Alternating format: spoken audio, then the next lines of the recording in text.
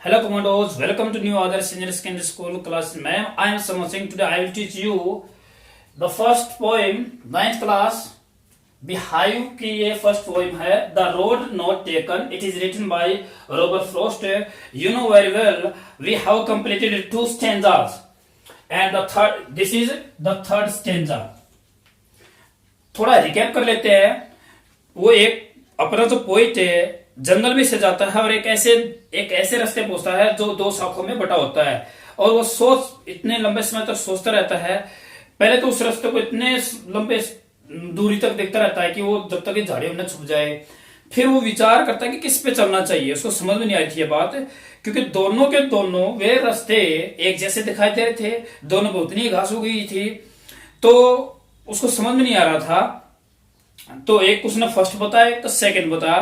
तो इससे जो लास्ट जो स्टेज था उसमें बताया कि वो सेकंड रास्ते को चूज करता है. तो आगे देखते फिर क्या हुआ.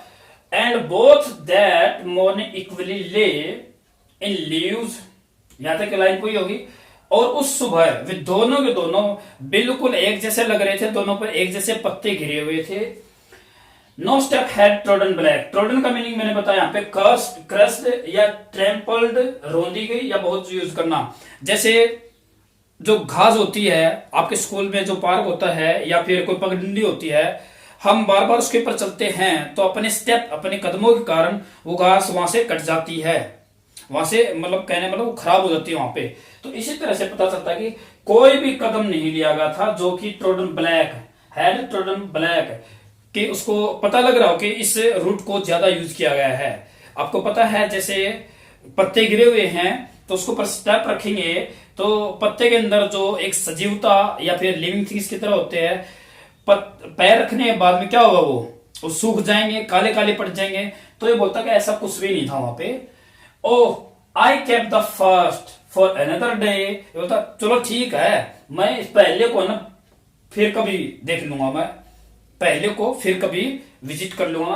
और यहाँ पे देखो पहले थोड़ी grammar portion, first, second, third याद करो. ऑर्डिनल जो न्यूमरल थे उनसे पहले पहला, दूसरा, तीसरा, तो उससे पहले आर्टिकल क्या आएगा, दी. अगर आपको आर्टिकल अच्छे से करने हैं तो हमारी जो यूट्यूब चैनल की प्लेलिस्ट है ग्रामर सेक्शन में जाइए और वहां पे आप आर्टिकल्स देख सकते हैं.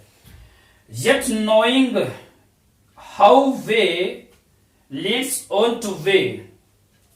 ये बोलता है कि जानते हुए कि कोई भी एक रास्ता होता है वो दूसरे रास्ते को भी लीड करता है. किसी भी हम एक रास्ते पे चलता है तो कहीं ना कहीं दूसरे रास्ते में भी जाके मिलता है. तो वो डिसीजन लेता है. आई डाउटेड, मुझे संदेह तो है, if I should ever come back, कि मैं वापस आ पाऊंगा या भी नहीं भी आ पाऊंगा. ये बोल रहा है कि मैंने सेकंड चूज तो कर लिया, फर्स्ट को कभी फिर दूसरे के लिए देख लिया, अब मुझे तो पता नहीं दोनों रास्ते में से अच्छा कौन सा है, क्या पता कितना खतरा है. फिर भी बोलता है कि मैं सेकंड को सिलेक्ट करता हूं और पहले को फिर कभी देखूंगा मैं, यदि मैं वापस आ पाया तो. मुझे डाउट है इस बात पे. तो बच्चे एक्सप्लेनेशन किया हमने, अब इसके क्वेश्चन देखते हैं. साथ में लिख दिया मैंने. आप भी अपनी नोटबुक बनाते रहिए, ये वीडियो स्किप नहीं करना है, पूरा देखिए इसको, तभी तो जाके समझ में आएगा. अगर कोई नया स्टूडेंट इस थर्ड स्टैंजा देख रहा है तो आपको फर्स्ट और सेकंड देखना पड़ेगा. तो इससे जो प्रीवियस वीडियोस को जाकर देखिए. What were the two roads covered with? बिल्कुल इजी, हिंदी बनाई कोशिश करो. What were the two roads covered with? वे दोनों रास्ते किससे कवर हैं, उनके ऊपर क्या गिरे हुए हैं, किन से ढके हुए हैं. सीधा पता आपको, they were covered with leaves, leaves से ढके हुए हैं. Next question, what showed that neither of the two roads had been used that morning? आपको किस बात से पता चलता है कि इन 2 रोड में से किसी को भी यूज नहीं किया गया दैट मॉर्निंग, उस सुबह. और यहां पे थोड़ा grammar, neither of the two roads, neither होता है नेगेटिव वर्ड. नाइदर क्या होता है, नेगेटिव वर्ड. इसका मतलब होता है उन दोनों में से कोई भी नहीं, उन दोनों में से कोई भी नहीं. तो नाइदर का प्रयोग होता है जब 2 का जिक्र होगा, चाहे वो 2 व्यक्तियों का हो, वस्तुओं का हो, या कोई 2 वर्ड, कोई भी चीज हो, 2 का जिक्र होगा तो नाइदर का जिक्र होगा. अगर 2 से ज्यादा का जिक्र करना है कि उनमें से कोई भी नहीं, तो आएगा नन, NONE. तो बच्चे यहाँ पे 2 का जिक्र है, इसलिए यहाँ पे क्या यूज किया गया है, neither of the two roads. तो यहाँ पे ग्रामर पोर्शन था. उन दोनों में से किस रोड पर use that morning what showed मतलब यूज नहीं किया गया है, तो ऐसे किस बात से पता चलता है? देयर वर नो साइन, कोई भी चिन्ह नहीं थे स्टेप के, कदम के, ऑन देम, ये रहा नो स्टेप, ये था यहाँ पे no step had trodden black, वहां पे चलने के कदम ही नहीं थे। अगर चलने के कदम ही नहीं होंगे तो पत्ते रोंदे कैसे जाएंगे? बिल्कुल ताजा लग रहे थे, इतने ज्यादा रोंद नहीं रखे थे। There were no signs of step on them, इसका मतलब हुआ कि उन पर, देम का मतलब दोनों रस्तों पर कोई भी स्टेप के निशान नहीं थे। Third question, What did the poet keep for another day? इसका मतलब हुआ पोइट ने किस चीज को another day के लिए रख दिया, किस चीज को another day के लिए रख दिया? तो आपको पता है ये आपकी line, I kept the first for another day, same का सेम, मेरा he kept the first road for another day, same का same. What did the poet doubt and, उसको किस बात का डाउट और क्यों है?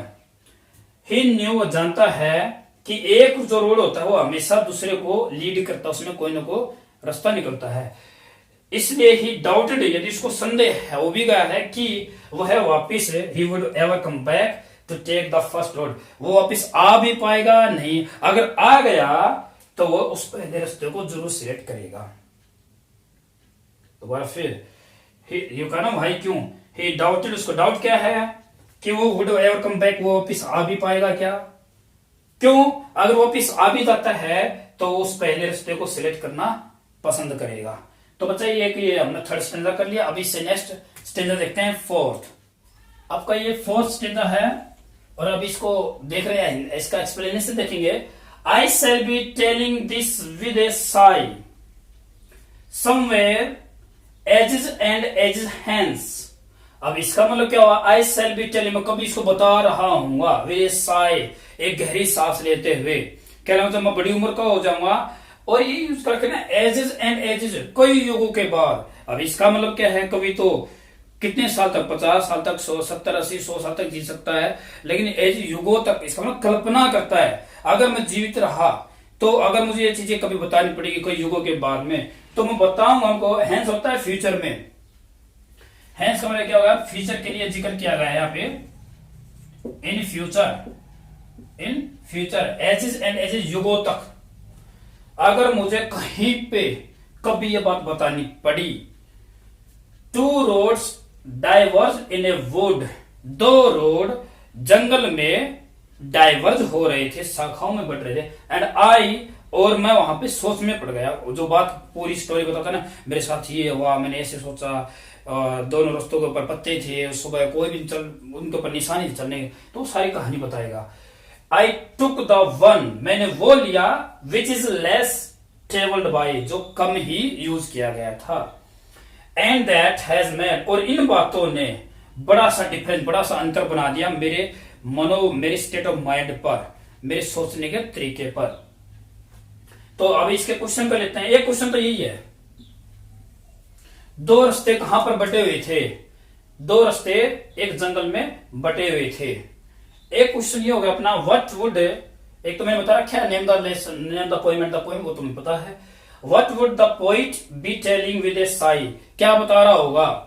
तो he would be telling how he had taken, कि उसने किस तरह से ले लिया था एक, वन ऑफ द टू, मैंने बताया था ना वन ऑफ के बाद में हमेशा प्लूरल मिलेगा, ये रहा प्लूरल यहाँ पे, दोबारा फिर लिख रहा हूं आज मैं, वन ऑफ के बाद में प्लूरल या तो नाउन होगा या फिर प्रोनाउन होगा, इसको नोट कर लेना। ये बड़ा दिखाई दे रहा है, वन ऑफ द, मतलब उन दो रास्तों में से एक को, one of the two diverging roads in a wood, एक जंगल में दो रास्तों में से उसने किस तरह से एक को लिया था वो बताएगा। What had made all differences, किस बात ने इतना बड़ा अंतर, ऑल डिफरेंस, इतना बड़ा अंतर डाल दिया? His choice, his HIS, his choice of, sorry spelling CHOICE, choice, उसकी चॉइस रोड की, ही चॉइस ऑफ द रोड, उस रोड की, जो रोड सिलेक्ट करने जो चॉइस थी, उस बात ने बड़ा सा डिफरेंस, बड़ा सा अंतर डाल दिया। तो बच्चे हमने एक कर लिया है, 4 स्टेंजा है, 4 स्टेंजा हमने एक्सप्लेनेशन साथ में विद क्वेश्चन किए हैं।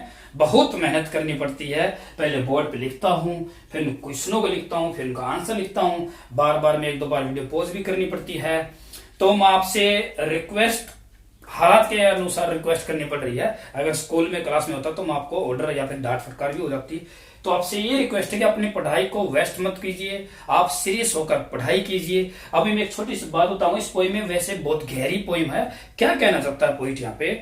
वो बोलता है हमेशा आदमी के पास 2 चॉइस होती हैं, कई सारी चॉइस होती हैं, लेकिन जब भी चॉइस करनी पड़ती है उन चॉइसों में से उसको वो रास्ता सेलेक्ट करना चाहिए जो एक travelled by, less travelled bye हो, जो कभी जिसपे बहुत कम चलते हैं उसको हमें ट्राई करना चाहिए। जितना मुश्किल वो रास्ता होगा, जितना मुश्किल उसके ऊपर संघर्ष होगा, उतनी बड़ी उस पर कामयाबी भी होगी।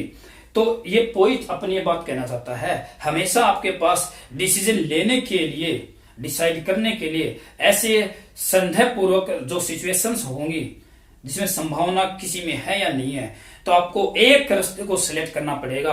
और पोइट ने सलाह दी है कि उस रास्ते को सिलेक्ट कीजिए। या बड़े बड़े मोटिवेटर होते हैं या दार्शनिक होते हैं, उन्होंने कहा है कि उस रास्ते जिसमें आपकी काबिलियत है, उन 2 रास्तों में से एक को सिलेक्ट कीजिए। चाहे वो मुश्किल हो, उस पे हम बार बार फेल भी होंगे, फेलियर्स भी इतनी सारी आएंगी, लेकिन फेलियर से हमें सीखना पड़ेगा। अगर आप उनसे सीखते नहीं हैं तो no doubt you will be fail. तो आपको उन फेलियर से सीख के उस रास्ते पे चलते रहो। आप एक न एक दिन you must achieve your goal, एक दिन उस गोल को प्राप्त कर लोगे। तो इसी पोइम में ये कहने की कोशिश की, लेकिन इसको मैं मेरे नजरिए से आपको समझाता हूं। अभी जो हालात हैं उससे फाइट कीजिए। दूसरे जो स्कूल्स में या दूसरे जो हालात बने हुए हैं या दूसरी वीडियो का लिंक भेज देते हैं, हम आपको पढ़ाने की कोशिश करते हैं। आप हमारे यूट्यूब चैनल से या फिर कोई भी इससे पढ़िए और एक नया कीर्तिमान रचने की तरफ कोशिश कीजिए। जो ये खाली समय है आपका घर में बैठे रहने का, इसको यूटिलाइज कीजिए। तो स्टूडेंट्स, तो मैंने आपको ये करवाया। इसके अभी 1-2 क्वेश्चन देख लेते हैं, शॉर्ट आंसर टाइप क्वेश्चन। मैंने इस पॉइंट को समझा दिया है। तो मैंने आपको थोड़ा मोटिवेट करने की कोशिश की है। आप जरूर इस काम को करते रहिए, नोटबुक बनाते रहिए आप, और जितना भी हो सके इस वीडियो को शेयर करो, लाइक करो, और अपने नए दोस्त फ्रेंड सर्कल को बोलो कि वो उसको सब्सक्राइब करे। अगर कोई स्टूडेंट नया है इस चैनल पर, तो इस वीडियो को समझने के लिए बेटा आपको प्रीवियस वीडियो को समझना पड़ेगा। तो इसका एक क्वेश्चन रहता है, वो देख लेते हैं। तो स्टूडेंट्स, इसका एक शॉर्ट टाइप आंसर क्वेश्चन बनता है, ये देख लेते हैं। Which of the 2 roads did the poet choose and why? Question आपको समझ में आ गया होगा कि उन 2 रास्तों में से पोएट कौन सा रास्ता सिलेक्ट करता है, चूज करता है, और क्यों? सभी को पता है, सिंपल सा है, वो लेस ट्रेवल्ड बाय को, जिसपे बहुत कम यात्रा की गई है, उसको चूज करता है।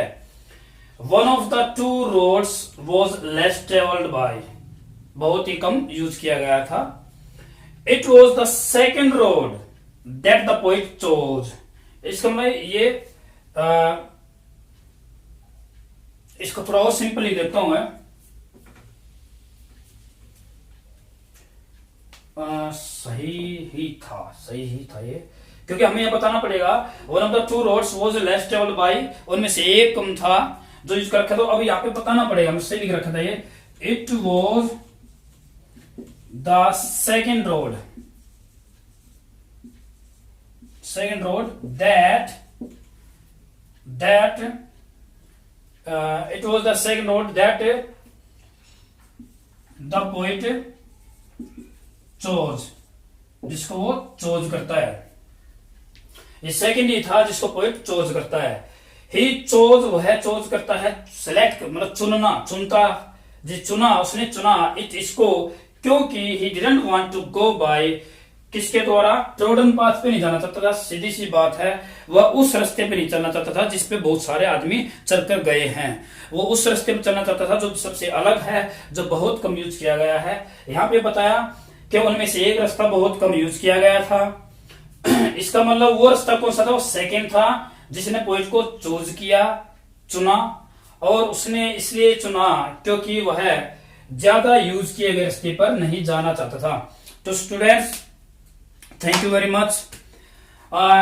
मैंने आपको क्वेश्चन करवा दिया, पोएम करवा दिए, हिंदी एक्सप्लेनेशन करवा, वर्ड मीनिंग करवाए, पैसेज के क्वेश्चन करवाए हैं। उम्मीद करता हूं आपको ये जरूर 100% समझ में आएगी। बिल्कुल इजी वे से समझाया था। तो students, thank you for watching this video.